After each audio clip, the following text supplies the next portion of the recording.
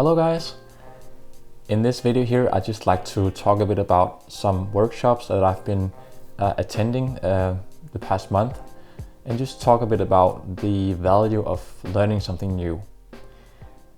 So the first workshop that I attended was a free one, and this one was made by a group of illustrators, and they call themselves the Good Ship Illustration. And this one was actually free and was about how to create a limited palette and playing around with the combination of cool and warm colors. This was very valuable for me as an illustrator to learn a bit about colors, and wow, I just really, it was kind of a wake-up call to see how big an area and a field color really is. It's like a science.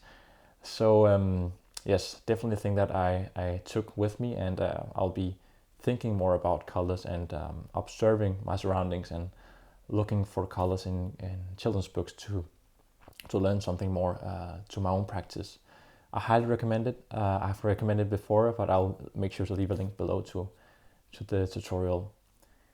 The other workshop I attended was an online workshop hosted by the platform called Domestika. The one that I attended was the one called Illustrating and Writing a Children's Book by Valentina Toro. I don't know if you can see here.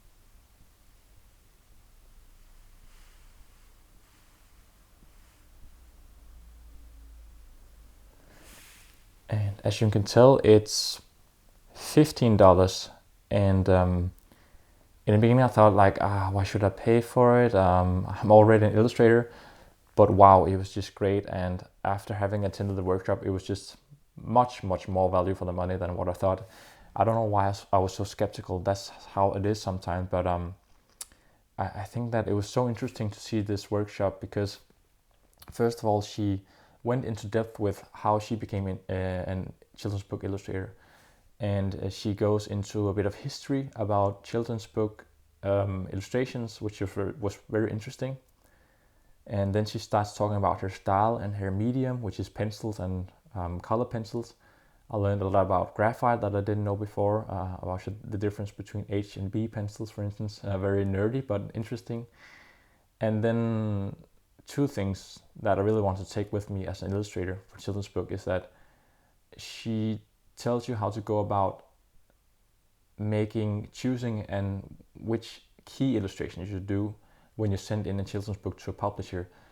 So the advice is to go with the text, to go with the picture that speaks most to you, the spread that speaks most to you. Do an illustration from that one, and then make two others, so you have three in all, 3 finished spreads, which you can send to a publisher. The rest of the spreads can just be miniature spreads, so to speak, like this small drawings, just to show the publisher what you're thinking without actually finishing the spreads, which takes a lot of time, of course.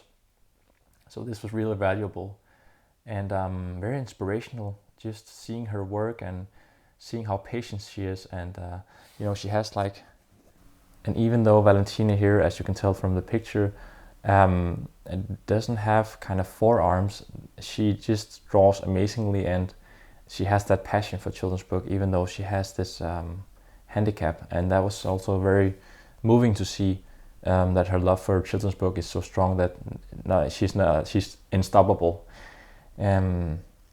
Also, the last thing was the thing about how to place text in an illustration, thinking about the composition, where does the text go in a composition, and that's also something that I've started to think more about after this course.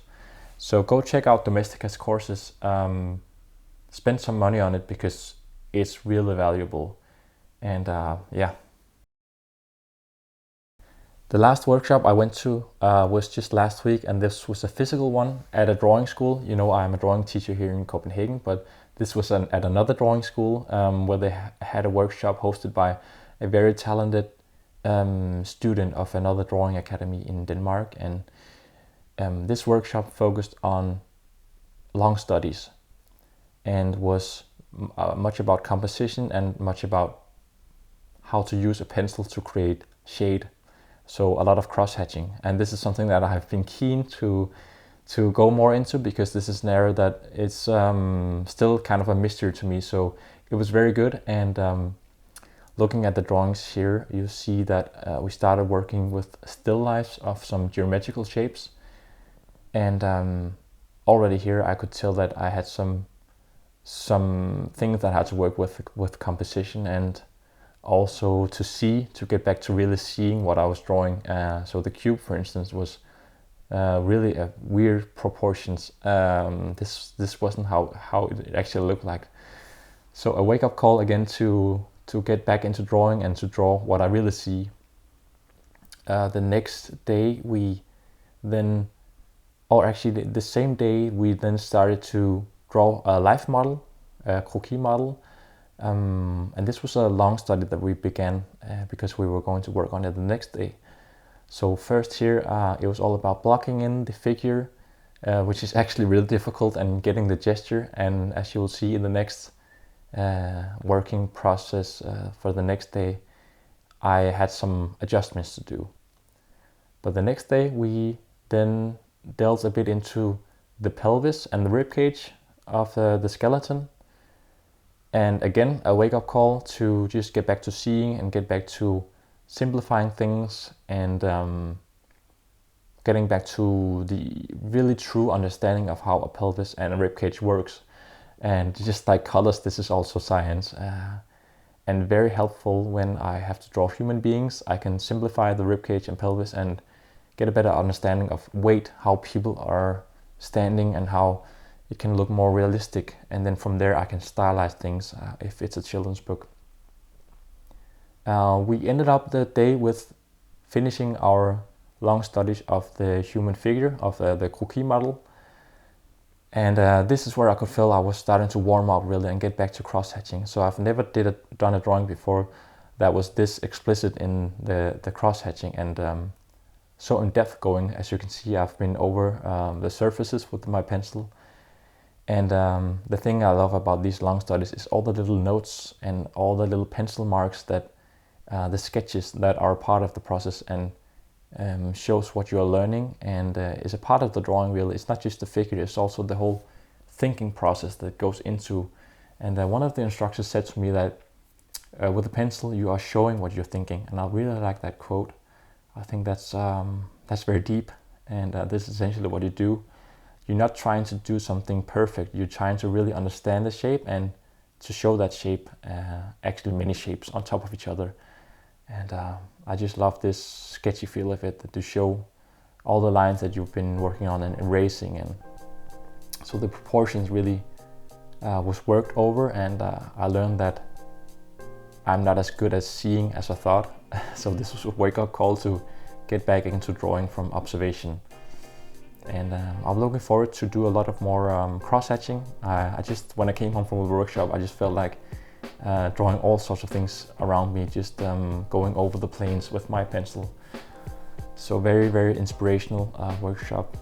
And I'll take that with me to the students at the drawing school where I teach this way of doing a long study, and to really understand the shape. Yes. That was just a bit of a ramble from me. I hope you found it inspirational, and that you are also open to the idea of spending a bit of money on learning something new. Till next time, have fun drawing and learning.